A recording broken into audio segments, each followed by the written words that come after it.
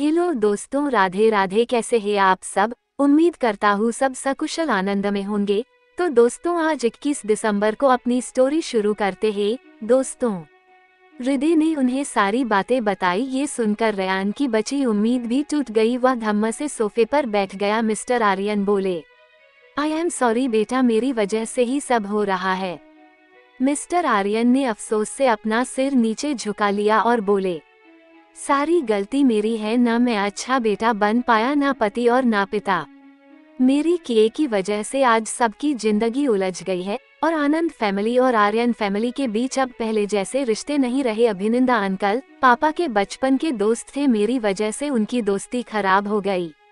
मैंने सब खत्म कर दिया। वह लोग अपनी बच्ची की शादी तुमसे कभी नहीं करवाएंगे, कभी नहीं। मैंने सब खत्म कर दिया। मैं इसी लायक हूँ। सबको आज तक मैंने सिर्फ तकलीफें ही दी है। मैंने एक बार भी अश्वथ और आदित्य के बारे में भी नहीं सोचा। रेयान सिर झुकाकर बैठा हुआ था। उसे कुछ समझ नहीं आ रहा था। उसे मिस्टर आर्यन और अपनी माँ दोनों पर गुस्सा आ रहा था, क्योंकि उनकी वजह से आज ऐसे हालात थे। उनकी वजह से ही आर्यन फैमिली उन्हें एक्सेप्ट नहीं कर रही थी, पर वह कुछ नहीं कह सकता था, ना ही कुछ ठीक कर सकता था।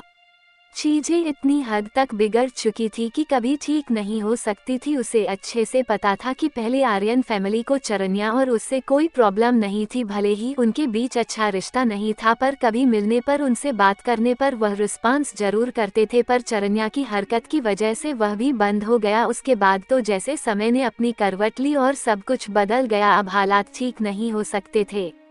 हृदय जो कुछ सोच रहे थे वह बोले, ऐसा नहीं हो सकता। वह मेरी बेटी है, वो उनके पास नहीं रह सकती। मेरे पास उज्जवल की एक ही तो निशानी है। मैं अपने किए की कभी माफी तो नहीं मांग पाया, पर तिया उसे मैं उन्हें ले जाने नहीं दे सकता। भले मैंने तिया को सबसे छुपाया, उसकी वजह भी यही थी। मैं नहीं चाहता था कि आनंद फैमिली उसे कभी भी मुझसे दूर ले जाए। ऐसा नहीं हो सकता। वह बदहवास से बोले। उन्हें ऐसे देखकर मिस्टर आर्यन को बहुत गिल्टी फील हो रहा था। आखिर उन्होंने तो ही हृदय को उज्जवल को फंसाने के लिए फोर्स किया था और उससे कॉन्ट्रैक्ट साइन करवाया था, जिसमें लिप्सा के हॉस्पिटल के खर्चा उठाने की बात लिखी हुई थी। उन्होंने हृदय की हालत का फायदा उठाया था। वह उज्जवल को दूसरों की शादी तुड़वाने वाली साबित करना चाहते थे, क्योंकि उज्जवल ने जेना की यही कहकर इंसल्ट की थी कि जेना ने एक शादीशुदा आदमी को फंसाकर उसकी फ्रेंड का घर तोड़ा है। मिस्टर आर्यन वैसे उज्जवल से खार खाए हुए थे। उन्होंने भी उज्जवल से बदला लेने की ठान ली थी और उन्होंने ऐसा किया भी, पर उन्हें क्या पता था, उनके जिद और पागलपन के चलते उन्होंने कितनों की जिंदगी बर्बाद कर दी और कितनों की मौत के जिम्मेदार थे। आज उसके पिता, इनफैक्ट उसके जितने भी दोस्त थे, रिश्तेदार, सब उससे नफरत करते थे। इनफैक्ट उसने तो अपने दोनों भाइयों के साथ भी झगड़ा कर लिया था और उनके दिल में भी अपने लिए नफरत की आग उन्होंने खुद ही लगाई थी। जेना की बातों में आकर पूरी प्रॉपर्टी अपने नाम करवाने के चक्कर में अपने बड़े भाई आशीष के साथ बहुत बड़ा झगड़ा हो गया। यहाँ तक कि उसके छोटे भाई यतीश ने भी उसे नफरत से देखा था, पर उसके सिर तो जेना का भूत सवार था। उसने इन सबको इग्नोर किया। तभी तो दादाजी ने गुस्से में आकर सब कुछ उसे दे दिया और वह छोड़कर चले गए। उस वक्त उन्हें सिर्फ जेना, चरन्या और रेयान की ही चिंता थी। उन्होंने अश्वथ और आदित्य के बारे में बिल्कुल भी नहीं सोचा, जिसका नतीजा आज सामने था। उसके दोनों बेटे उन्हें देखना भी नहीं चाहते थे। उनका बेटा आदित्य उन्हें देखते ही आउट ऑफ कंट्रोल हो जाता था, जबकि अश्वथ शांति से उन्हें इग्नोर कर देता था, जैसे वह इस दुनिया में एग्जिस्ट ही नहीं करते थे। वहीं तिया के वार्ड के बाहर यह दादाजी और अभिनंदा दादाजी अब भी बातें कर रहे थे। अभिनंदा दादाजी बोले, तुम्हारे पोते ने हमें बताना जरूरी नहीं समझा, जबकि उसे पता था कि हम तिया को खोज रहे थे। ये सुनकर यह दादाजी ने उन्हें देखा और बोले, मैं नहीं जानता उसके दिमाग में क्या चल रहा था। मैं उसकी शादी चारवी से कराना चाहता था और उसे फोर्स कर रहा था, और एक दिन वह तिया को लेकर आया और आदित्य ने बताया कि वह अश्वथ की गर्लफ्रेंड है। अभिनंदा दादाजी मुंह बनाते हुए बोले, तुमने पूछा नहीं कि इतनी छोटी लड़की कब से उसे पसंद आने लगी? इहित दादाज बोले, वह मैंने खुशी में नहीं पूछा। वैसे भी वह 33 साल का हो गया था और मैं चाहता था कि वह शादी कर ले, पर वह मान ही नहीं रहा था और उसके बारे में लोग बातें करने लगे थे कि उसे लड़कियों में कोई इंटरेस्ट नहीं है।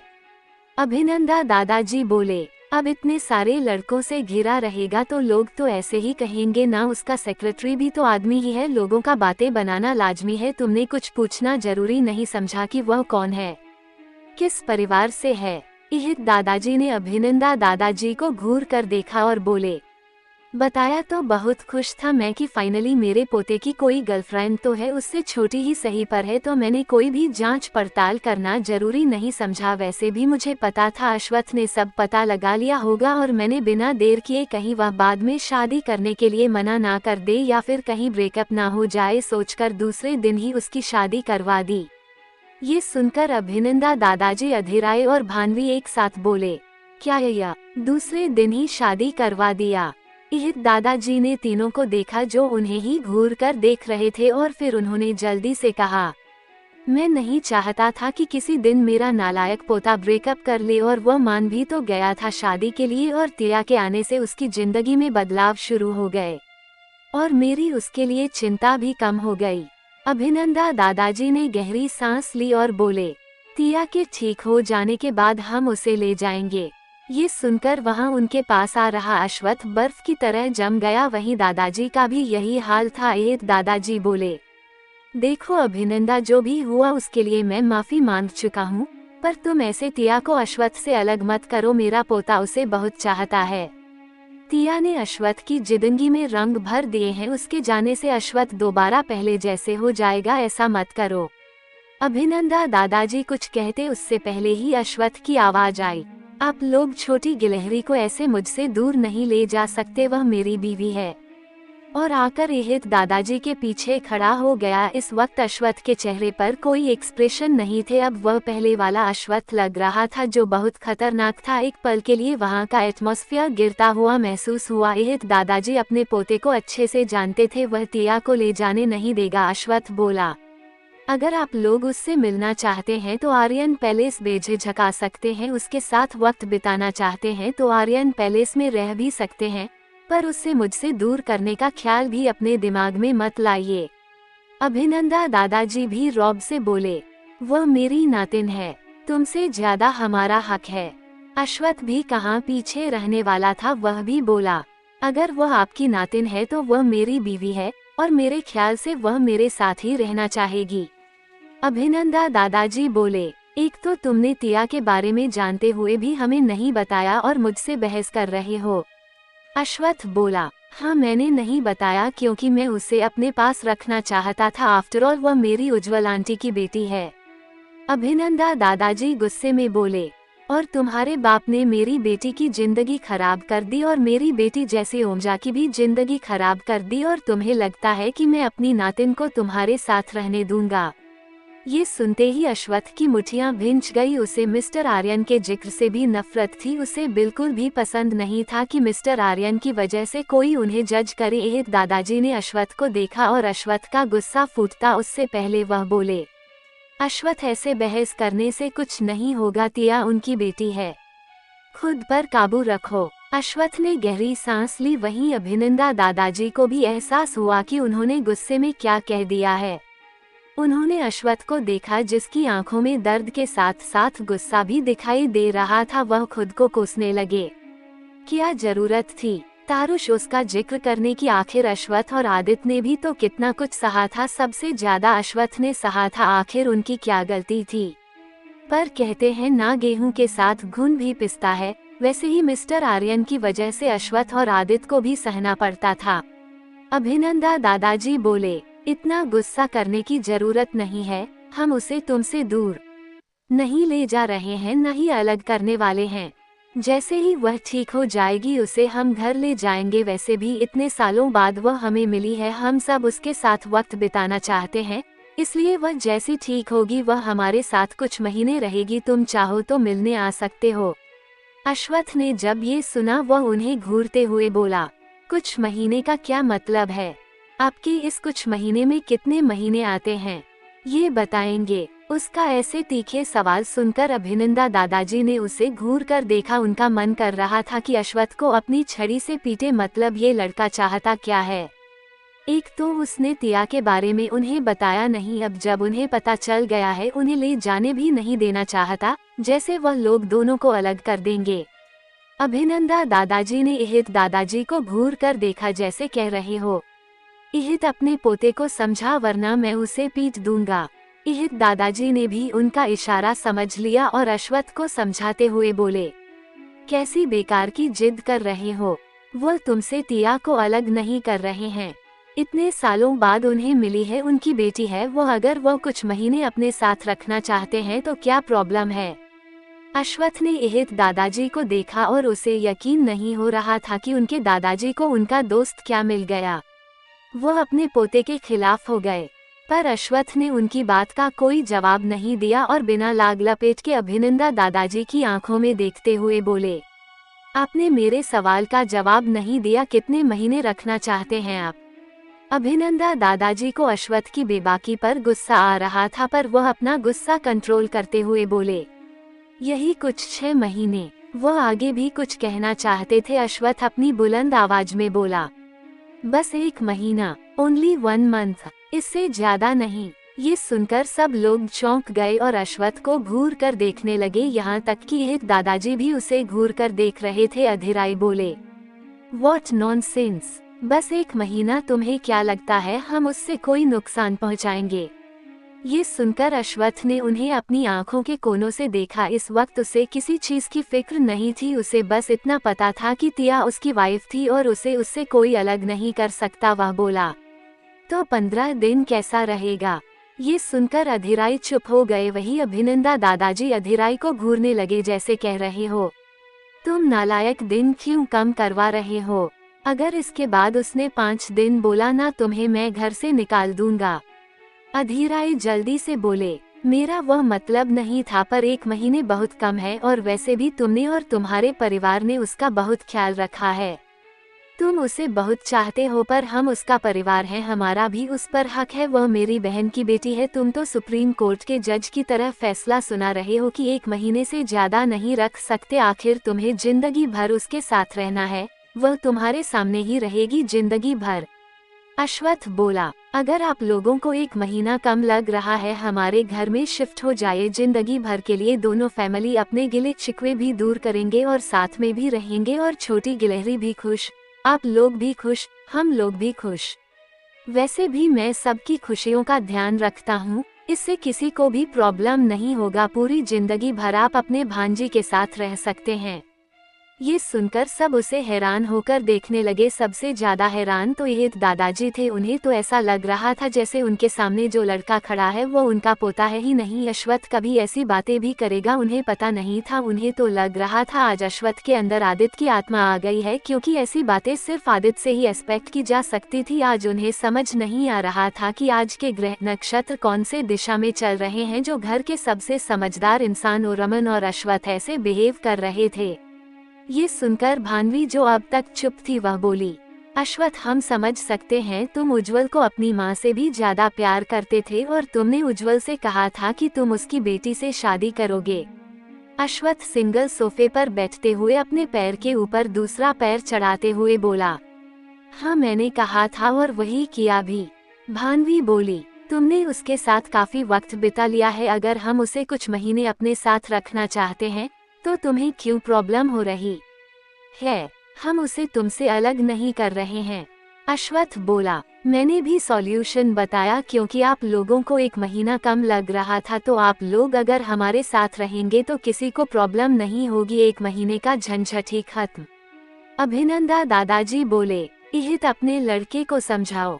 टिया हमारे साथ 6 महीने तक रहेगी और वैसे भी मैंने दोनों की शादी को मंजूरी दे दी है। मैं कोई टीवी सीरियल का खलनायक दादाजी तो हूँ नहीं जो पीठ पीछे साजिश करूँगा। तुम्हारा पोता मेरी नातिन के लिए सही है। ठीक है, इसकी उम्र ज्यादा है, पर कोई बात नहीं। जैसे ही अश्वत्थ ने उम्र की बात सुनी, उसने अभिनंदा दादाजी को खा जाने वाली नजरों से देखा। उसे समझ नहीं आ रहा था कि उसकी उम्र का क्या कसूर है जो उसे घसीटा जा रहा है। वो सिर्फ 33 साल का ही था, कोई 63 साल का तो नहीं। अश्वत्थ उन्हें जवाब देते हुए बोला, मुझे नहीं पता, बस छोटी गिलहरी आप लोगों के साथ 1 महीने ही रहेगी। अगर आप लोगों को उसके साथ और वक्त बिताना हो तो आर्यन पैलेस बेझिझक आ जाएगा, किसी को कोई प्रॉब्लम नहीं होगी। मेरे दादाजी को भी अच्छा लगेगा, जैसे पहले हमारी फैमिली थी वैसे ही हैप्पी फैमिली हो जाएगी। और यह मेरा लास्ट डिसीजन है, अगर आप लोगों को मंजूर है तो ठीक है, नहीं तो आप लोगों के पास दूसरा ऑप्शन आर्यन पैलेस पर शिफ्ट होना ही है। और मैं आपको कोई खलनायक नहीं समझ रहा हूँ। मुझे अच्छे से पता है आप छोटी गिलहरी से बहुत प्यार करते हैं और नहीं चाहते कि उसके साथ कुछ भी गलत हो, एंड आई प्रॉमिस मेरे होते हुए उसके साथ कुछ भी गलत नहीं होगा। और उठकर उनका जवाब बिना सुने ही चला गया। चारों उसकी पीठ को तब तक घूरते रहे जब तक अश्वत्थ दोबारा वार्ड के अंदर नहीं चला गया। ओरमन और सेल्वन दीवार की ओट में छिपकर यह सब सुन रहे थे। ओरमन तो एकदम से खुशी से उछल पड़ा और इस चक्कर में उसकी आवाज सुनकर चारों की नजरें उस पर पड़ गई। सेल्वन ने जल्दी से ओरमन को पकड़कर संभाला, क्योंकि ओरमन लगभग खुशी से चिल्लाकर नाचने ही वाला था। वहीं अभिनंदा दादाजी उसे बुरी तरह से घूर रहे थे, जैसे ओरमन उनकी पोती को भगा कर ले गया हो। ओरमन भी अभिनंदा दादाजी को बिल्कुल उसी तरह घूर कर देखा, जैसे कह रहा हो, मैंने कहा था ना, मैं छोटी गिलहरी को अश्वत्थ से अलग करने नहीं दूंगा।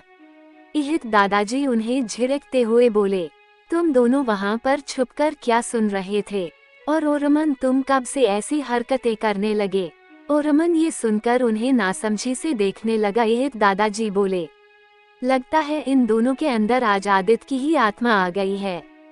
ओरमन अभिनंदा दादाजी को घूरते हुए बोला, दादाजी 1 महीना ठीक है ना? अभिनंदा दादाजी को बड़ा गुस्सा आ रहा था। एक तो अश्वत्थ ने 1 महीने का फरमान सुना दिया था और ये लड़का जले पर नमक छिड़क रहा था। अभिनंदा दादाजी दांत पीसते हुए बोले, तुम लड़के, तुम जले पर नमक छिड़क रहे हो। ओरमन कुछ कहता उससे पहले ही इहित दादाजी बोले, अभिनंदा तुम्हें तो पता ही है न अश्वत्थ कितना जिद्दी है, मैं उसे मना लूंगा, तब तक तुम ऐसे गुस्सा मत करो। अभिनंदा दादाजी बोले, वही तो कर रहा हूँ, वरना तुम्हारे पोते की छड़ी से मार मार कर हड्डियां तोड़ देता। ओरमन फटाक से बोला, ऐसे कैसे तोड़ देंगे, अश्वत्थ कोई ऐरा गहरा इंसान नहीं है। अभिनंदा दादाजी बोले, तुम लड़के चुप रहो, वरना उसका पता नहीं तुम्हारी हड्डियां जरूर तोड़ दूंगा। ओरमन कुछ कहता उससे पहले ओशमी आ गई। उसे देखकर ओरमन की बोलती बंद हो गई। ओशमी उसे मुस्कुराते हुए देख रही थी। ओरमन उसके देखने से हड़बड़ा गया और ऐसे भागा जैसे उसके पीछे पागल कुत्ता काटने के लिए पड़ा हो। ओशमी की मुस्कान गायब हो गई ओरमन के ऐसे भागने से।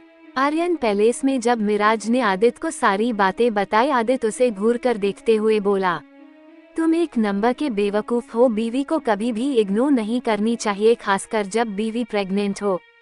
तुमसे तुम्हारी बीवी और बच्चा भी नाराज हो गया है। मिराज ये सुनकर इमेजिन करने लगा कि उसका बच्चा उसके गोद में उठाते ही जोर जोर से रोने लगता है। वह जल्दी से बोला, नो नो नो, ऐसा नहीं हो सकता मेरा बच्चा। आदित्य उसे मनाने के टिप्स देता, उससे पहले मिराज भाग गया। आदित्य बोला, टिप्स नहीं चाहिए थे तो मुझे डिस्टर्ब क्यों किया? उससे अच्छा तो मैं अपनी चोरनी के साथ ही ठीक था। और गहन विचार की मुद्रा में सोचने लगा। शर्ट उतारो। एलन की हालत में बिल्कुल भी कोई बदलाव नहीं आया था। एलन अब भी बेजान पड़ा था और मशीनों के सहारे जी रहा था। डॉक्टर एडवर्ड बोले, अब शायद ही यह कभी होश में आएंगे। उन्होंने खिड़की की तरफ देख रहे लड़के से कहा। वह लड़का अब भी खिड़की के बाहर ही देख रहा था। उसके हाथ में जो गन था अब वो उसे अपने हाथों में घुमा रहा था। उसे ऐसा करता देख डॉक्टर एडवर्ड और जो उसके साथ नर्स थी उनकी सांस अटक गई थी। वो लड़का पीछे मुड़ा और डॉक्टर एडवर्ड को देखने लगा। उसकी ऐसी गुस्सैल नजर देखकर डॉक्टर एडवर्ड हकलाते हुए बोले, अली प्लीज डोंट। चांसेस कितने हैं? अली सिंगल सोफे पर बैठ गया। अली, मेरा मतलब वह नहीं था, मतलब ठीक होने में बहुत वक्त लगेगा। अली ने उसे घूर कर देखा। अली की आंखें काजल से सनी हुई थी। उसकी तीखी नजरों को देखकर डॉक्टर एडवर्ड और नर्स की हालत खराब हो रही थी। अली ने कुछ नहीं कहा और अपना फोन निकाला और किसी को कॉल किया। उसकी नजर एलन पर ही थी। उसकी आंखें इमोशन से भर गई थी। मिराज भागकर रूम में गया और निया जो आराम के साथ बेड पर बैठी थी मिराज को भागकर आता देख वो पूछना चाहती थी, पर उसे याद आया कि वह तो नाराज थी। उसने कुछ नहीं पूछा, पर उसे मिराज की टेंशन हो रही थी। वह मिराज को टुकुर टुकुर देखने लगे। मिराज ने अपनी सांसों को काबू में किया और निया को देखा जो उसे ही देख रही थी। उसके चेहरे पर मिराज के लिए चिंता साफ साफ नजर आ रही थी। मिराज ये देखकर मुस्कुराया और उसके सामने गया और बेड पर उसके सामने पालथी मारकर बैठते हुए हल्के हाथों से उसके दोनों हाथों को अपने हाथों में लिया। उसके छूते ही निया की हार्ट बीट ट्रेन की तरह स्पीड में चलने लगी। वह मिराज को एकटक देखने लगी जैसे जानना चाहती हो मिराज करना क्या चाहता है।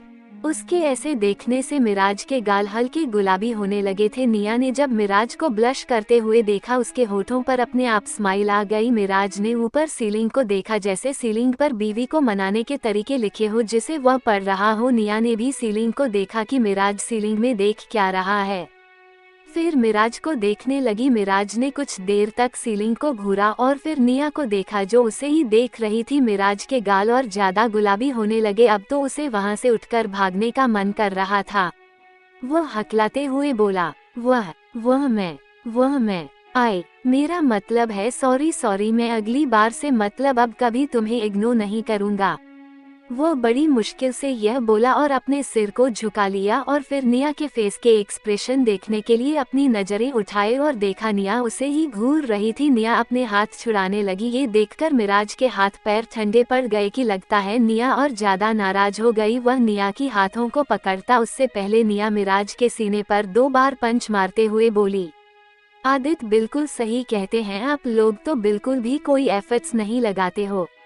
मिराज उसे भौचक्का होकर देख रहा था। निया फिर बोली, आपको तो मनाना भी नहीं आता है। पहले भाग कर चले गए अब भाग कर वापस आ गए। आप बस गुस्सा करने जानते हो। और एक पंच और उसके सीने पर मारा। मिराज अपने सीने पर हाथ रखते हुए बोला, What are you doing? मार क्यों रही हो यार, पेन हो रहा है। निया जल्दी से बोली, तो बॉडी क्या दिखाने के लिए बनाया है, इतना बॉडी मेंटेन करके क्यों रखते हो। ये सुनकर मिराज उसे देखकर बोला, तुमने कब मेरी बॉडी देखी है, तुम्हें कैसे पता मैंने अपनी बॉडी मेंटेन कर रखी है। ये सुनकर निया झेप गई और इधर उधर देखने लगी। उसके गाल शर्म से लाल हो गए थे। मिराज उसे छेड़ते हुए बोला, जहाँ तक कॉकटेल पार्टी नाइट की थी तुम तो नशे में थी, फिर कब तुमने मेरी बॉडी देखी है। निया उसे हैरान होकर देखने लगी। अभी जो मिराज कुछ देर पहले उसके सामने शर्मा रहा था, हकला रहा था, अचानक से उसे ही छेड़ रहा था। उसने मिराज की आंखों में शरारत देखा। निया जल्दी से बोली, मैंने नहीं देखा, वह तो मुझे लगा मतलब देखने से ही पता चलता है ना, आपने खुद को मेंटेन करके रखा है, आपको देखकर पता चलता है। मिराज बोला, अच्छा तो अब देखोगी। ये सुनकर निया की आंखें लगभग बाहर आने वाली थी। वो जल्दी से बोली, आप पागल हो गए हो क्या, कुछ भी मुझे नहीं देखना। मिराज बोला, इसमें शर्माने वाली क्या बात है, देख लो। और अपने शर्ट की बटन खोलने लगा। उसे ऐसा करते देख निया ने जल्दी से अपने आंखों पर अपने हाथों को रखा और बोली, मुझे नहीं देखना है, आपका दिमाग खराब हो गया है क्या।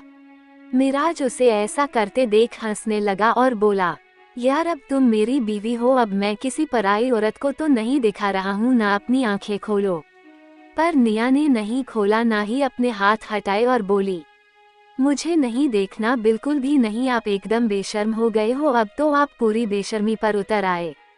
मिराज ने जबरदस्ती उसके हाथों को हटाया पर निया अपनी आंखें नहीं खोल रही थी। मिराज जल्दी से बोला, निया अपनी आंखें खोलो। निया ने नामे सिर हिलाया। मिराज बोला, निया लुक एट मी। उसने उसे ऑर्डर देते हुए कहा। निया ने धीरे से अपनी एक आंख खोली और देखा कि मिराज ने बस अपने शर्ट के 4 बटन ही ओपन किए थे। फिर उसने अपनी दूसरी आंख को भी खोला। 4 बटन ओपन होने के कारण मिराज का चेस्ट दिखाई दे रहा था। निया उसके चेस्ट को ही घूरे जा रही थी। मिराज ने उसकी नजरों का पीछा किया और बोला, अगर तुम्हें देखना है तो मैं शर्ट उतार सकता हूँ। ये सुनते ही निया एकदम से हड़बड़ा गई और मिराज को घूर कर देखा और बोली, I have no interest in looking at your body now, stop laughing and shut the shirt buttons quietly। पर मिराज को निया को छेड़ने में मजा आ रहा था। वो बोला, Hey see why you are refusing when I'm showing, you will regret it later। निया ये सुनकर बोली, मुझे कोई रिग्रेट नहीं होने वाला, प्लीज ऐसे पागलों जैसी हरकतें मत करो, चुपचाप शर्ट के बटन लगाइए। मिराज बोला, अरे ऐसे कैसे, रुको, मैं तुम्हें अपने एब्स दिखाता हूँ। Wait a second. और अपना एक और बटन खोलने लगा। अब निया का भी दिमाग खराब हो गया। उसके मना करने के बाद भी मिराज शर्ट के बटन लगाने की जगह खोल रहा था। वो भी बोली, ठीक है, दिखाओ, अब दिखा रहे हो आप तो दिखाओ, उतारो अपना शर्ट उतारो, मुझे भी देखना है। जब मिराज ने ये सुना उसके हाथ रुक गए और वह आंखें फाड़कर निया को देखने लगा। वह तो बस उसे छेड़ रहा था, उसने नहीं सोचा था कि निया सच में उसे शर्ट उतारने के लिए कहेगी। वो हकलाते हुए बोला, न नी निया शर्ट मतलब उतारूं? सच में? निया बोली, हाँ आप उतारो, अभी रुक क्यों गए? अब तो अपने एब्स दिखाने वाले थे ना, दिखाओ, मुझे देखना है अब। मिराज हड़बड़ाते हुए बटन लगाते हुए बोला, मैं तो मजाक कर रहा था, तुमने सीरियसली ले लिया। निया ने उसके कॉलर को पकड़कर खींचा। मिराज उसे हैरान होकर देखने लगा। निया ने पूरे हक के साथ उसका कॉलर पकड़ा था। वो लड़की जो कभी भी उससे ठीक से बात तक नहीं करती थी, उसने आज बेबाकी के साथ उसका कॉलर पकड़ रखा था। निया बोली, पर मैं मजाक नहीं कर रही हूँ, उतारो आप शर्ट। मिराज अपना कॉलर छुड़ा कर बोला, नहीं, नो, अरे नहीं, दिखाना मुझे। निया बोली, पर मुझे देखना है। आप शर्ट नहीं उतारोगे तो मैं उतारूंगी। और उसके शर्ट के बटन खोलने लगी। मिराज एकदम से घबरा गया और बोला, ऐ मेरी इज्जत क्यों उतार रही हो? और उसके हाथों को पकड़ लिया। निया उसे घूरते हुए बोली, आपने शर्ट नहीं उतारा ना, मैं आपसे सच में कभी बात नहीं करूंगी। वह मिराज को धमकी देते हुए कहने लगी। यह सुनकर मिराज के होश उड़ गए। वो जल्दी से बोला, तुम ऐसा मत करना, मैं शर्ट उतार रहा हूँ। और अपने सारे बटन खोलने लगा। वहीं आदित्य उसके कमरे के बाहर थोड़ा सा डोर ओपन करके झांक कर देख रहा था।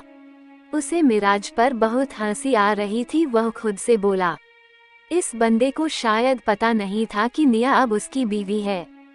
शर्ट क्या सब उतरवाएगी, तुमसे बर्तन भी साफ करवाएगी और उसे टीस कर अब भुगत। तभी पीछे से किसी ने उसका कान पकड़कर खींचा। आदित्य दर्द से कलपते हुए बोला, अरे कौन है? मेरा कान उखाड़ने का सोच लिया है क्या? और देखा तो ओरियन ने उसका कान पकड़ रखा था और घूर रहा था। आदित्य दांत दिखाते हुए बोला, मेरे कान छोड़ दो ना, मेरा कान उखड़ जाएगा। ओरियन बोला, शर्म नहीं आती किसी कपल के रूम में झांकते हुए? क्या कर रहे हो? हाँ पागल कहीं के। आदित्य बोला, वो तो मैं देख रहा, लीगल एडवाइजर साहब अपनी बीवी को कैसे मनाता है, वही देख रहा था और कुछ नहीं। ओरियन ने उसे घूर कर देखा और उसे खींचते हुए ले जाने लगा। आदित्य बोला, अरे यार मिराज अपना शर्ट उतारने वाला है, मुझे भी उसके एब्स देखना है। ये सुनकर ओरियन हक्का बक्का रह गया और उसे अब सीधे कंधे पर उठा लिया और बोला, शट अप, समझे, एब्स देखने हैं? कितने बेशर्म हो गए हो, दूसरों के कमरे में झांकने भी लगे। आदित्य उसे उतारने के लिए कह रहा था पर ओरियन ने एक नहीं सुनी। हॉस्पिटल में सेल्वन एक ब्लैक कलर का फोल्डर पकड़े आया। अश्वत्थ ने तिया को देखा जो सुकून से सो रही थी। सेल्वन बोला, आपने अनंतिका के बारे में पता लगाने के लिए कहा था, विक्टर ने पता लगा लिया है, आपका शक सही था। अनंतिका ब्लैक सोल की सबसे खतरनाक मेंबर है और आज से 7 साल पहले के एक्सीडेंट में इसका ही हाथ था। ये सुनकर अश्वत्थ की भौहें तन गई और चेहरा डार्क एक्सप्रेशन से भर गया। अश्वत्थ ने जब ये सुना कि अनंत ने 7 साल पहले उस पर अटैक किया था, उसके आईब्रो तन गई थी। अश्वत्थ बोला, व्हाट आर यू मीनिंग? मतलब 7 साल पहले जो मेरा मेजर एक्सीडेंट हुआ था, इसमें इसी लड़की का हाथ था, मतलब ये फिर से वही करने आई है। फिर उसे अपने भाई का ख्याल आया। उसे याद आ रहा था जब उसका भाई अनंत को लेकर आया था और सबको चिल्ला चिल्ला कर नीचे बुलाकर अनंत से इंट्रोड्यूस करवाया था और उससे शादी करने की बात बताई थी कि वह अनंत से ही शादी करेगा, जबकि अनंत के चेहरे को देखकर लग रहा था कि उसे इसमें कोई इंटरेस्ट नहीं है। उसने अपने भाई के आंखों में अनंत के लिए प्यार देखा था। अश्वत्थ गहरी सांस लेकर बोला, आदित्य उससे प्यार करता है और तुम्हें तो पता ही है, जब उसे यह पता चलेगा उसका दिल टूट जाएगा। और वैसे भी मैं उसे इस कदर टूटते हुए नहीं देख सकता, उस पर मेरी जान बसती है। मिस्टर आर्यन ने वैसे भी कम तकलीफ नहीं दिए और मैं अपने भाई को दोबारा टूटते हुए नहीं देखना चाहता, भले ही मेरे साथ कुछ भी हो, चाहे कितना भी मेरे साथ बुरा हो, मेरे भाई के साथ कुछ हो मुझे बर्दाश्त नहीं है। और जो मेरे परिवार को नुकसान पहुंचाना चाहेगा उसे मैं नहीं छोड़ूंगा। उसके बारे में क्या पता चला है? सेल्वन बोला, बॉस आपके एक्सीडेंट के बाद, मतलब आपका एक्सीडेंट करने के बाद अनंत ही आपको हॉस्पिटल लेकर आई थी। मैंने पूरी इन्वेस्टिगेशन करवाई है। ये सुनकर अश्वथ आंखें बड़ी करके सेल्वन को देखने लगा। सेल्वन बोला, हाँ ये सच है, वही आपको हॉस्पिटल लेकर आई थी और उसके बाद उसने ब्लैक सोल छोड़ दिया था और लगभग 7 साल तक गायब हो गई थी। मैंने उसके घर का पता लगाया और उसके पड़ोसियों से इन्वेस्टिगेशन करने पर पता चला है कि कुछ दिनों पहले बहुत सारे लोग जो बॉडीगार्ड की तरह दिखते थे उसके घर में आए थे और उनके साथ अनंत की लड़ाई भी हुई थी। और उसके बारे में पता लगाया है उसका एक छोटा भाई है अरिकेत, जो उन लोगों के आने के बाद से गायब है और दिखाई नहीं दे रहा है। आजकल दोनों भाई बहन ही साथ में रहते हैं। उद्धरण चिन्ह। अश्वथ यह सुनकर कुछ सोचने लगा। सेल्वन बोला, बॉस क्या मैं सबको इन्फॉर्म कर दूं ताकि वह सब अलर्ट हो जाए कि अनंत ब्लैक सोल की सबसे खतरनाक मेंबर है, जो अपने किसी इविल इंटेंशन से आई है, ताकि बाद में हम उसे कंट्रोल कर सके। जिस लड़की ने आपको इतनी सिक्योरिटी में भी लगभग जान से मार दिया था, वो कुछ भी कर सकती है और आदित्य सर तो उसके आगे पीछे घूमते रहते हैं, कहीं वो उनको ना टारगेट करें। सेल्वन इंस्ट्रक्शन के लिए अश्वथ को देखने लगा। अश्वथ कुछ सोच रहा था, वह बोला, नहीं पर ओरियन को इन्फॉर्म कर दो और सभी बॉडीगार्ड्स को, पर घर के मेंबर्स में किसी को भी पता नहीं चलना चाहिए और उस पर नजर रखो। मैं खुद उससे बात करूंगा। आखिर वह चाहती क्या है? जब उसने ब्लैक सोल छोड़ दिया था, अचानक ऐसा क्या हो गया कि वापस से ब्लैक सोल ज्वाइन करना पड़ा? और एलेन के बारे में कोई खबर? सेल्वन बोला, बॉस पता चला है कि वह कुछ सालों से कोमा में है। विक्टर ने पता लगवाया है कि एलेन को कोई घर से ले गया है। इस वजह से डैनी बहुत ज्यादा बौखलाया हुआ है और उस इंसान के बारे में पता लगाने की कोशिश कर रहा है। अश्वथ अपने माथे को सहलाते हुए बोला, हो ना हो कोई ऐसा है जो एलन को बचाना चाहता है, और अगर मैं गलत नहीं हूँ तो हो सकता है वह अली के पास हो सकता है। अगर अनंत यहाँ है तो उसे लेकर सिर्फ अली ही जा सकता है। पता लगाओ अली इस वक्त कहाँ है। एलेन उसी के पास होगा। सेल्वन बोला, पर अली ने भी तो ब्लैक सोल को छोड़ दिया था और वह भी तो गायब है। कैसे पता लगाएंगे? अश्वथ ने उसे देखा जैसे पूछ रहा हो, किसी का कैसे पता लगाते हैं? सेल्वन उसकी नजरों का मतलब समझते हुए बोला, आई मीन पता लगाते हैं। मैं अभी सबको इंस्ट्रक्शन देता हूँ।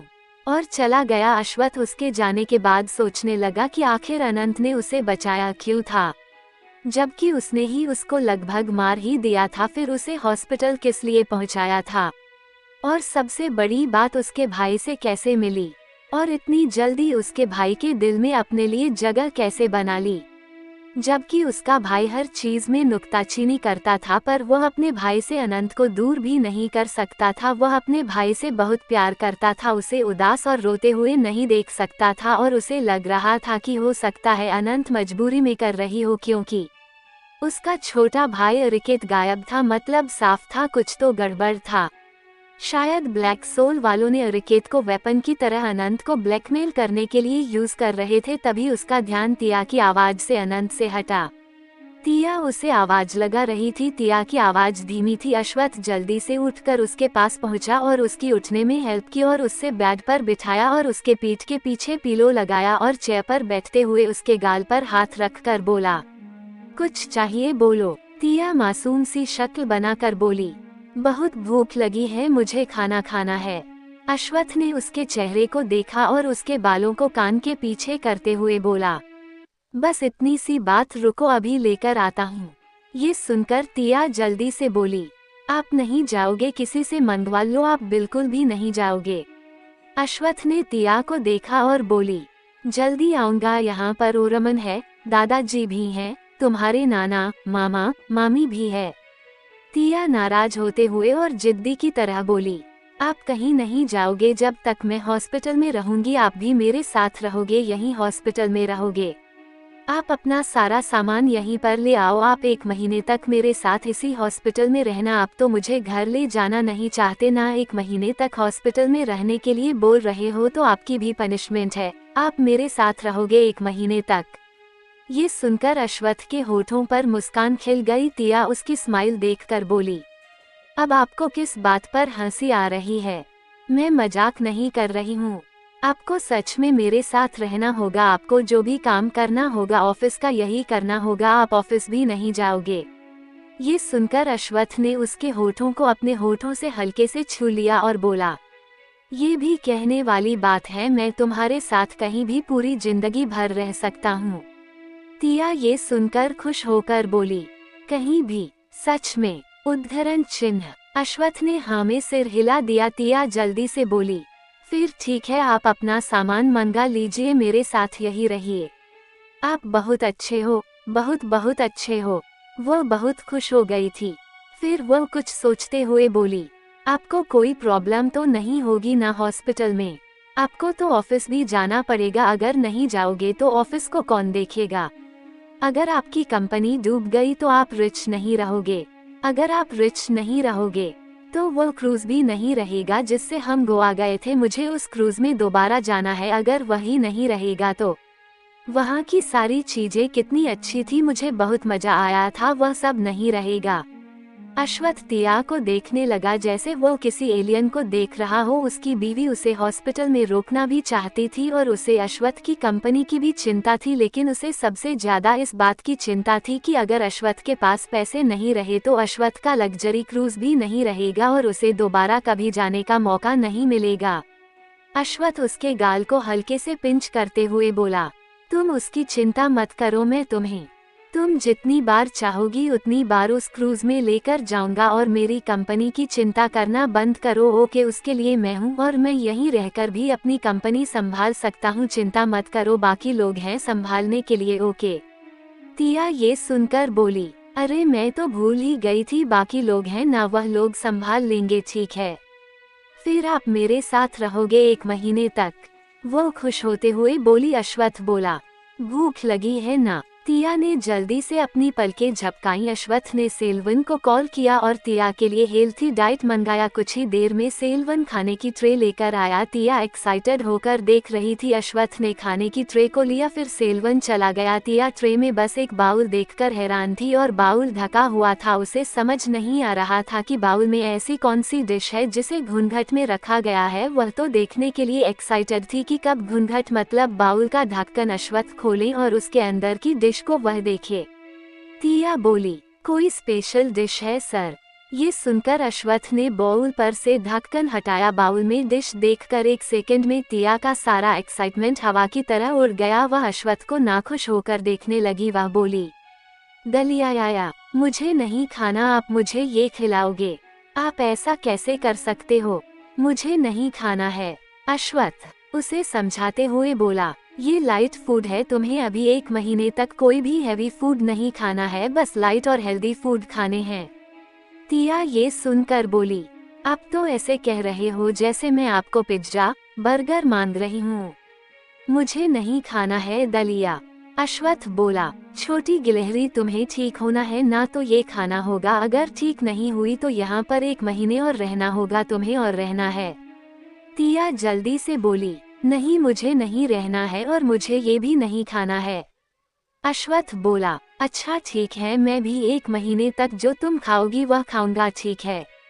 ये सुनकर तिया खुश हो गई और बोली, तब ठीक है, मैं खाऊंगी, और मुंह खोला। अश्वत्थ उसकी इस हरकत पर मुस्कुराने लगा और स्पून में दलिया लिया और उसे फूंककर ठंडा करते हुए तिया को खिलाने लगा।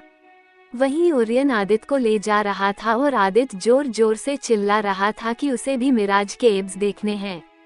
उसकी आवाज सुनकर मिराज, जो अपने शर्ट उतार ही रहा था, उसके हाथ रुक गए और उसने जल्दी से वापस अपने बटन लगा लिए और बैग से उतरकर बाहर निकला। उसके पीछे पीछे निया भी। ओरियन ने आदित्य उसके कमरे में ले जाकर बंद कर दिया। आदित्य अंदर से उसे कोस रहा था। ओरियन के ऐसे कमरे में बंद कर देने से आदित्य लगभग पागल हो गया था। आदित्य चिल्लाते हुए बोला, ऐ सिल्वा बालों वाले मॉन्स्टर, आई किल यू। मुझे बाहर निकालो, नहीं तो मैं तुम्हारी शादी अपनी बहन से होने नहीं दूंगा। आदित्य की बात सुनकर ओरियन बोला, जस्ट शट अप और चिल्लाना बंद करो, समझे। मिराज और निया भी आ गए और दोनों दरवाजे को देखने लगे। मिराज बोला, क्या हुआ? तुमने आदित्य को ऐसे बंद क्यों कर दिया? ओरियन बोला, आदित्य को तुम्हारे एब्स देखने थे। ये सुनते ही निया और मिराज चौंक गए। ओरियन मिराज को देखते हुए बोला, कम से कम दरवाजा तो बंद करते। मिराज इधर उधर देखते हुए बोला, गलत मत समझना, हम कुछ नहीं कर रहे थे। ओरियन उसे घूरते हुए बोला, हाँ वो तो है ही, चाहकर भी कुछ नहीं कर सकते। ये सुनकर मिराज और निया ओरियन को नासमझी से देखने लगे। ओरियन बोला, अगली बार ध्यान रखना, आदित्य निहायती बेशर्म है। और चला गया। आदित्य अंदर से चिल्लाते हुए बोला, ओरियन के बच्चे, मैं तुम्हें छोड़ूंगा नहीं, ओपन दी डोर, तुम्हारे इस महीने की सैलरी खा जाऊंगा। पर ओरियन ने नहीं खोला। आदित्य खुद से ही बोला, चिल्लाने का कोई मतलब ही नहीं है, बेकार में ही मेरा ही गला खराब हो जाएगा, कुछ सोचना पड़ेगा। और फर्श पर पालथी मारकर बैठ गया और तिकड़म लगाने लगा। मिराज को कुछ समझ आया। वह बोला, आदित्य तुम्हें शर्म नहीं आती किसी के रूम में झांकते हुए? आदित्य ने जब मिराज की आवाज सुनी वह जल्दी से बोला, ओह हेलो, तुम्हारी गलती है, तुम्हें दरवाजा बंद करना चाहिए था। ऐसे कौन दरवाजा खोलकर रखता है? तुम्हारी गलती है, मेरी गलती बिल्कुल भी नहीं है। सो प्लीज मुझ पर चिल्लाना बंद करो, समझे? और हाँ, मुझे शर्म नहीं आती है और शराफत के साथ दरवाजा खोल दो। मिराज बोला, अब तो बिल्कुल भी दरवाजा ओपन नहीं करने वाला, रहो यहीं पर। आदित्य बोला, तुम्हें मेरी हाय लगेगी, देखना एक दिन तुम भी ऐसे ही कमरे में बंद हो जाओगे। नहीं, मैं ही तुम्हें एक दिन बंद कर दूंगा और चाबी लेकर चला जाऊंगा, तुम भी रहना बंद। हाँ, ऐसे ही मेरी तरह। तुम्हें मेरा एहसान मानना चाहिए, मेरी वजह से आज तुम अपनी सोलमेट के साथ हो, वरना तुमसे तो कोई उम्मीद ही नहीं थी। तुम्हारी सोलमेट फॉरेन जाने वाली थी, याद आया? जब मिराज ने ये सुना वह तिरछी नजरों से निया को देखने लगा। निया उसे ही देख रही थी। मिराज को अब टेंशन हो रही थी। आदित्य सब कुछ बताने पर आ गया था। आदित्य बोला, तुम तो होश में निया को प्रपोज किया, उससे बात भी नहीं कर सकते थे। वो हम थे जिन्होंने तुम्हें भर भर के पुरानी वाइन पिलाई थी। आदित्य ने इतना ही कहा था कि मिराज ने जल्दी से दरवाजा खोल दिया और जल्दी से आदित्य का मुंह बंद कर दिया। इससे पहले आदित्य और कुछ बोले पर निया को समझ आ गया था। वह इतनी भी बेवकूफ नहीं थी। वह मिराज को अजीब तरीके से देखने लगी। मिराज ने निया को देखा और बोला, इसकी बात मत सुनना। आदित्य ने उसके हाथ को काट लिया। मिराज दर्द से चिल्लाया और उसके मुंह से हाथ को हटाया। आदित्य जल्दी से बोला, इसकी बात मत सुनना, मेरी बात सुनो। इसको हमने वाइन पिलाई थी, सोचा था 2 पैग पीकर तुम्हें प्रपोज करेगा, पर ये तो गटागट आधी बोतल पी गया। अगर हमने रोका नहीं होता तो पूरा बोतल ही गटक जाता और ऊपर से नशे में लंबी लंबी बातें फेंके जा रहा था कि मैं निया को प्रपोज करके रहूंगा, वह सिर्फ मेरी है। और पता नहीं क्या क्या तुम्हारे पीछे हम लोगों ने धक्के मारकर भेजा था, वरना पता नहीं वही लुढ़क जाता। मिराज ने अपने दोनों हाथों से अपने चेहरे को छुपा लिया और बोला, यू लिटिल ब्रैट, तुमने कसम खा रखी है क्या?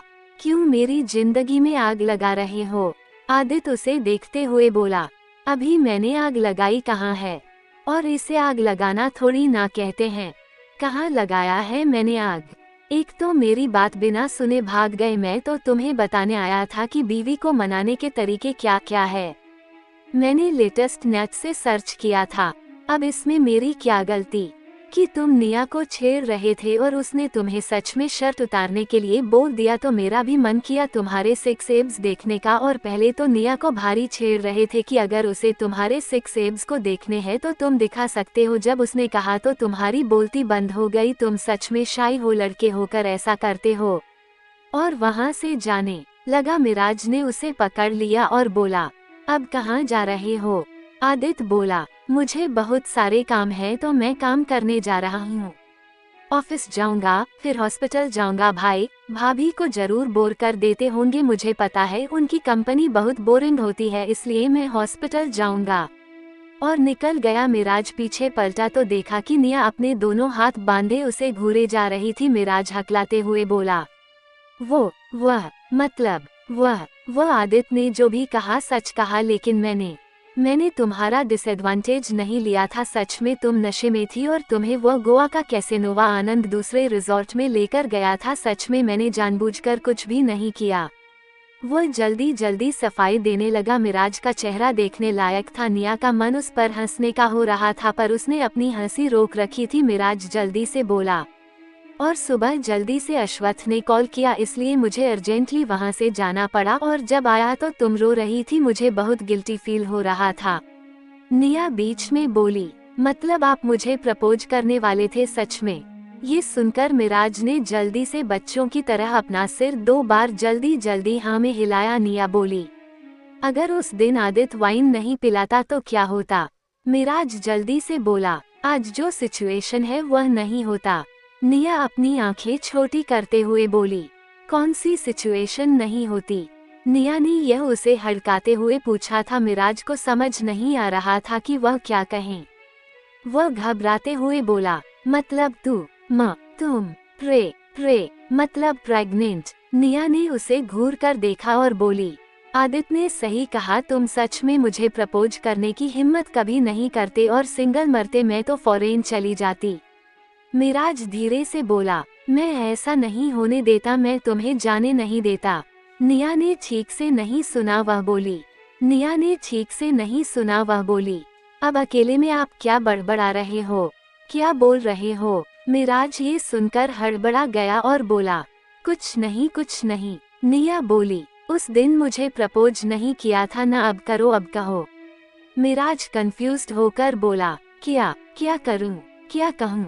निया को मिराज पर बहुत गुस्सा आया। उसका मन कर रहा था मिराज का सिर फोड़ दे। वह उससे नाराज होते हुए बोली, कुछ मत बोलो, इनफैक्ट आप भाड़ में जाओ, और पैर पटकते हुए चली गई। मिराज अपना सिर खुजलाते हुए बोला, मुझे क्या बोलना था? उसने क्या बोलने के लिए कहा? पीछे से आवाज आई, आपकी बीवी आपको अपने प्यार का इजहार करने के लिए कह रही थी। लव कन्फेशन करने के लिए आप इतने बेवकूफ तो नहीं लगते। मिराज ने आवाज की तरफ देखा तो रूम के बाहर अनंत खड़ी थी। मिराज बोला, मतलब निया मुझे प्रपोज करने के लिए कह रही थी? अनंत बोली, आपको समझ नहीं आया क्या मैंने अरबी में कहा? मिराज जल्दी से बोला, नहीं आ गया समझ में। अनंत बोली, वैसे आपको अपनी बीवी को मना लेना चाहिए, आफ्टर ऑल वह प्रेग्नेंट है। ये सुनकर मिराज बोला, थैंक यू, तुम्हें भी आदित्य को संभालना चाहिए, आजकल बहुत ज्यादा शैतानी करने लगा है। ये सुनकर अनंत बोली, मेरे ख्याल से वो कोई बच्चा नहीं है, वो काफी क्यूट है। मिराज अनंत को देखते हुए बोला, क्या वह तुम्हें पसंद है? I mean, वो बहुत अच्छा है, हम सबकी जिंदगी की हंसी है, उसके बिना हमारी जिंदगी में कोई रंग ही नहीं है। एक बात हमेशा याद रखना, कभी भी ऐसा कुछ मत करना जिसकी वजह से उसे तकलीफ हो। हमारे बीच चाहे कितने भी नोकझोंक हो, वो हम सबकी जान है, उसके बिना अब सबकी जिंदगी में कोई रंग ही नहीं है। अश्वथ की जान बसती है, इस घर की रौनक है। वाह, हाँ ये सच है, उसके अंदर बहुत सारा बचपना है, पर सच कहूँ तो उसने आज तक किसी का दिल नहीं दुखाया है, इसलिए कभी भी भूल कर भी ऐसा कुछ मत करना जिसकी वजह से उसका दिल टूटे। ये सुनकर अनंत के फेस पर टेंशन ने जगह ले ली। वह अच्छे से जानती थी कि डैनी उसे उसके भाई की धमकी देकर ब्लैकमेल कर रहा है। अनंत कुछ भी गलत करना नहीं चाहती थी, पर अपने भाई को बचाने के लिए उसे ये सब करना पड़ रहा था। उसने हाँ में सिर हिलाया, फिर मिराज चला गया। ओरियन जैसे ही अपने कमरे में पहुंचा, वहां ओजल को देखकर वह चौंक गया और उसकी आंखें खुली की खुली रह गई। ओजल एक्वेरियम टैंक में रखे उसी कछुए को देख रही थी जो उसने ओरियन को दिया था, लेकिन ओरियन छोड़कर भाग गया था और वह भी बेचारे कछुए को छोड़कर चली गई थी। ओरियन के कमरे में बड़ा कछुए को रखने के लिए कांच का टैंक रखा हुआ था और साथ में उनमें फीस भी थी। उसके अंदर प्लांट और छोटे छोटे सुंदर सुंदर पत्थर भी थे। ओरियन बोला, आप क्या कर रही है यहाँ पर? उसकी आवाज सुनकर ओजल ने पीछे मुड़कर उसे देखा और बोली, चीफ यह वही कछुआ है ना जो मैंने दिया था? सच में वही है ना? कितना बड़ा हो गया है, पहले कितना छोटा सा था। ओरियन बोला, हाँ वही है। ये सुनते ही ओजल खुश हो गई और एकदम से ओरियन से लिपट गई तो ओरियन एकदम से हड़बड़ा गया। ओजल उसे कसकर पकड़ते हुए बोली, पर तुम तो छोड़कर भाग गए थे, उसके बाद मैं भी छोड़कर चली गई थी, फिर ये तुम्हें कहाँ मिला? मेरे ख्याल से दूर भाग भी गया होगा। ओरियन उसे दूर करते हुए बोला, वो तुम्हारे जाने के बाद मैं वापस आया था और यह ज्यादा दूर नहीं गया था, बस उठाकर ले आया था, तब से यही है। ओजल बोली, तुम पहले भी बता सकते थे ना, वरना मैं तो तुम्हें कछुए को ना लेने के लिए हमेशा कोसती रहती थी कि तुमने मेरा इतना प्यारा गिफ्ट एक्सेप्ट नहीं किया बल्कि छोड़कर भाग गए हैं। But now I am so happy. और ओरियन के पूरे फेस पर किस करने लगी। ओरियन तो एकदम से जम गया था। वहीं मल्लिक विल्ला के आउट हाउस में मिसेज सहाय और चार्वी बहुत गुस्से में थी। चार्वी बोली, मॉम बहुत हो गया, मुझसे नहीं होगा, ये अच्छे बनने का नाटक आपको करना है तो करो। और ज्योति मल्लिक अपने आप को समझती क्या है, हमें नौकर बना कर रखा है और वह निया की बच्ची पता नहीं अभी कहाँ मर गई है, गायब ही हो गई है। हमारा सारा प्लान फ्लॉप हो गया और यह ज्योति मल्लिक हमारी लाइफ में सांप की तरह कुंडली मारकर बैठ गई है। मिसेज सहाय उसे शांत कराते हुए बोली, तुमने सही कहा पर क्या कर सकते हैं, हमारे पास एक फूटी कौड़ी भी नहीं है और तुम माँ भी नहीं बन सकती कि किसी अमीर आदमी को फंसा सको और उसके बच्चे की माँ बन सको। मुझे लगा था कि अश्वत्थ की कैसे भी करके बीवी बन ही जाओगी, पर सब गड़बड़ हो गया। उसने अपने से 11 साल छोटी लड़की से शादी कर ली।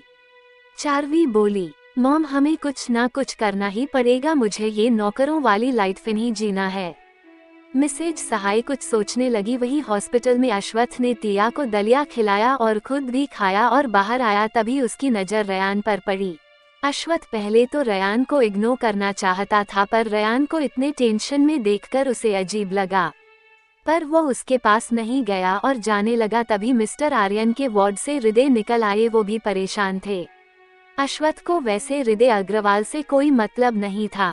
वह आगे बढ़ गया और एक साइड में जाकर अपना फोन निकाला और न्यूज़ देखने लगा। जेना के इंसिडेंट की वजह से के कंपनी के शेयर लगातार गिरते जा रहे थे और बहुत जल्द के कंपनी बर्बाद होने वाली थी। अश्वत्थ ने गहरी सांस ली और अपना फोन बंद किया और वापस वार्ड के अंदर आया। तिया उसे देखकर बोली, मैं कब ठीक होऊंगी, मैं कब घर जाऊंगी, मैं तो अपने एग्जाम की तैयारी नहीं कर पाऊंगी, फेल हो जाऊंगी, मैं एग्जाम नहीं दे पाऊंगी। अश्वत्थ बोला, तुम्हारे एग्जाम अभी नहीं होने वाले हैं, तब तक तुम ठीक हो जाओगी। तुम्हारे एग्जाम 2 महीने बाद है, अभी तो एग्जाम फॉर्म जमा किए हैं ना, इतनी जल्दी कहाँ से एग्जाम होगा।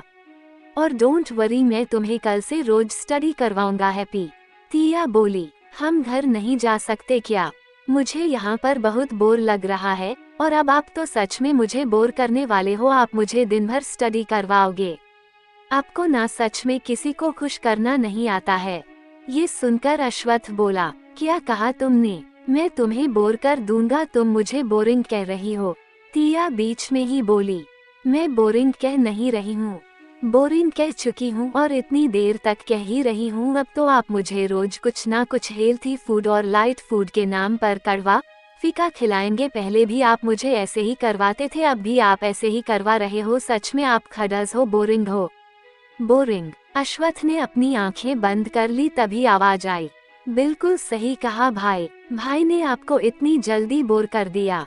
अश्वत्थ ने अपनी आंखें खोली और पीछे मुड़कर दरवाजे की तरफ देखा। तिया ने भी देखा। तिया की आंखों में 440 वोल्ट की एलईडी लाइट वाली चमक आ गई, क्योंकि आदित्य दरवाजे को थोड़ा सा खोलकर सिर अंदर करके झांक रहा था। अश्वत्थ ने अपनी कमर पर हाथ रखा और फिर तिया और आदित्य को देखने लगा। फाइनली उसका भाई आ गया था, लेकिन अपने भाई की तरफदारी करने के बजाय वह उसे ही बोरिंग ठहरा रहा था। आदित्य बोला, मैं अंदर आ जाऊं? अश्वत्थ बोला, आ जाओ, वैसे भी तुम अपने सिर को अंदर ले ही आए हो, बाकी का शरीर भी ले आओ। ये सुनकर आदित्य अपने दांत दिखाने लगा। अश्वत्थ बोला, अपने कोलगेट का प्रचार करने वाले दांत मुझे मत दिखाओ, शुरू से ही बोरिंग साबित करने में लगे हो, मैं इतना भी बोरिंग नहीं हूँ। आदित्य बोला, कोलगेट का नहीं, सेंसोडाइन का। फिर आदित्य ने दरवाजा खोला और अंदर आ गया। उसने एक बड़ा सा हाथों में फ्रूट बास्केट पकड़ रखा था, वो उसे उठाकर लाने लगा। उस फ्रूट बास्केट को देखकर लग रहा था कि आदित्य महीने भर के लिए फ्रूट लेकर आया है। फिलहाल वह तो सिर्फ आदित्य जानता था कि उसमें सिर्फ फ्रूट था या फिर कुछ और भी। वैसे तो अश्वत्थ को भी उस पर डाउट हो रहा था, वह अपने भाई को अच्छे से जानता था और तिया के साथ तो आदित्य की खूब बनती थी, मतलब आदित्य के दिमाग में कुछ तो खुराफाती चल रहा था। अश्वत्थ ने अंदाजा लगा लिया। अश्वत्थ बोला, लाओ इधर दो। ये सुनते ही आदित्य जोर से बोला, नहीं। ये सुनकर अश्वत्थ और तिया चौंक गए। आदित्य जल्दी से बोला, इट्स ओके भाई, आप थक गए होंगे ना, मैं आपसे ये सब थोड़ी ना करवाऊंगा, मैं कर लूंगा, मैं खुद लेकर आया हूँ। और टेबल के ऊपर रखा अश्वथ उसे अपनी गहरी नजरों से देखने लगा। अब तो उसे पक्का यकीन हो गया था कि उस फ्रूट बास्केट में सिर्फ फ्रूट नहीं है। अश्वथ उसके फ्रूट बास्केट को रखने के बाद बोला, दिखाओ क्या क्या लाए हो। सुनते आदित्य ने उस फ्रूट बॉक्स को ऐसे पकड़ा जैसे अश्वथ उसकी जान मांग रहा हो। आदित्य बोला, क्या भाई आप भी, आपको क्यों देखना है, इसमें एप्पल, ग्रेप्स, पाइनएप्पल, स्ट्रॉबेरी, बनाना, सिर्फ इतना ही है। अश्वथ यह सुनकर बोला, उसके लिए इतना बड़ा फ्रूट बास्केट, ऐसा लग रहा है जैसे 1 महीने का पूरा खरीद लाए हो। यहाँ हॉस्पिटल में कहाँ रखोगे? आदित्य ने वहाँ रखी रेफ्रिजरेटर को पॉइंट करके दिखाया और बोला, हम मनुष्यों के पास रेफ्रिजरेटर नामक विद्युत ऊर्जा से चलने वाला एक यंत्र भी है, उसमें ही रखेंगे। अश्वथ बोला, ठीक है, पर तुमने ऐसे क्यों पकड़ रखा है जैसे इसमें सिर्फ फ्रूट नहीं कुछ और भी हो। आदित्य ने अश्वथ की नजरों से बचते हुए तिया से रिक्वेस्ट किया कि वो अश्वथ से उसे बचा ले। तिया बोली, अब आप ऐसे सीआईडी क्यों बन रहे हो? आदित्य, उसमें कोई आरडीएक्स या फिर टाइम बम लेकर थोड़ी ना आए हैं जो आप इतना इन्वेस्टिगेशन कर रहे हैं।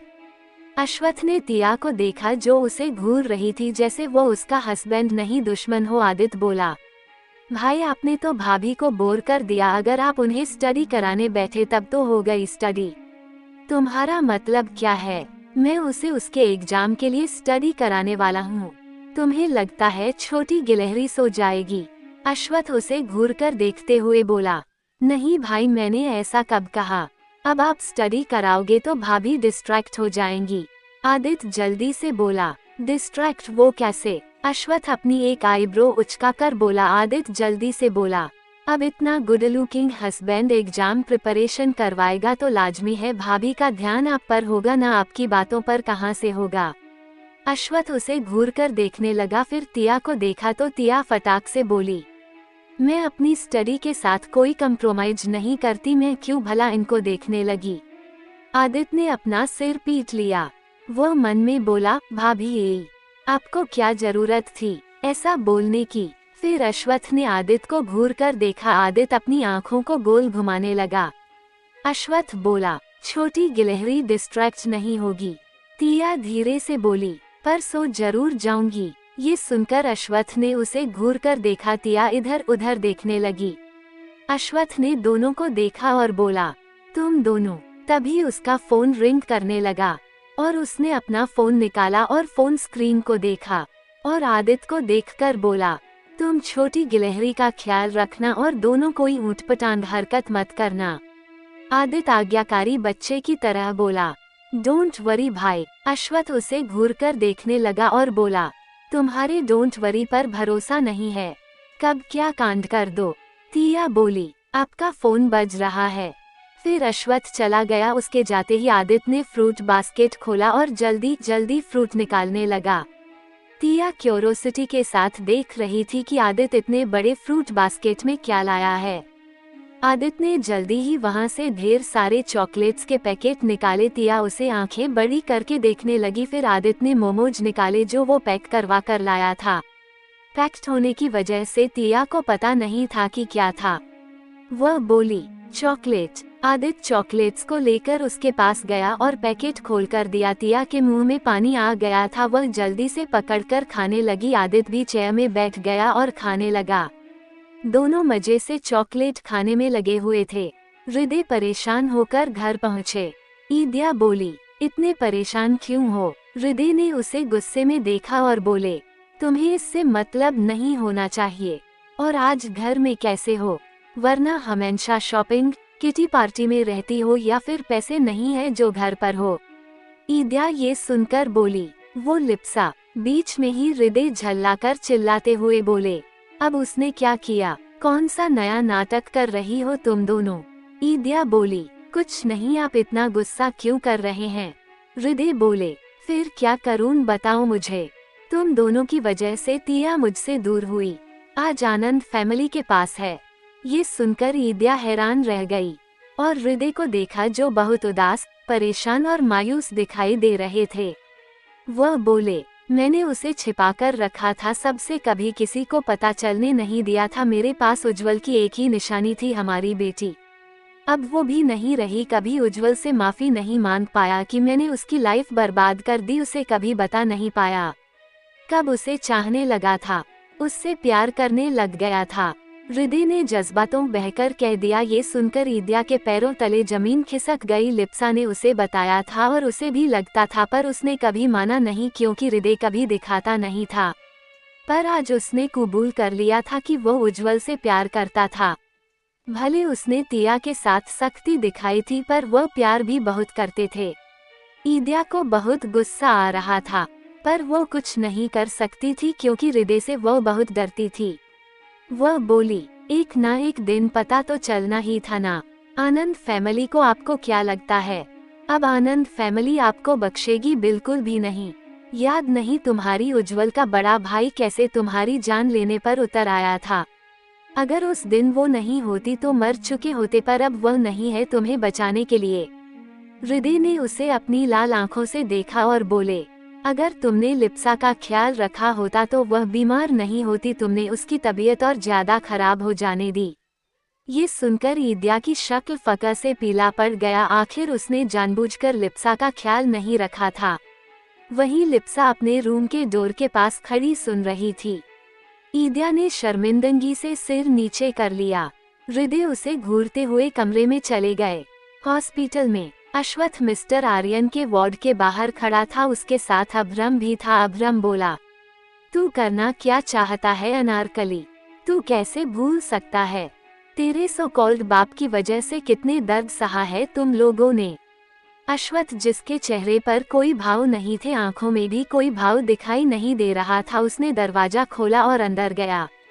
दरवाजे के खुलने की आवाज सुनकर रयान और मिस्टर आर्यन ने दरवाजे की तरफ देखा और उनकी आंखें हैरानी से बड़ी हो गई। अभ्रम तो उन दोनों को नफरत से ऐसे घूर रहा था जैसे जलाकर राख ही कर देगा। रयान बोला, आप यहाँ? मिस्टर आर्यन को यकीन नहीं हो रहा था कि अश्वथ यहाँ था। वह शौक होकर देखने लगे।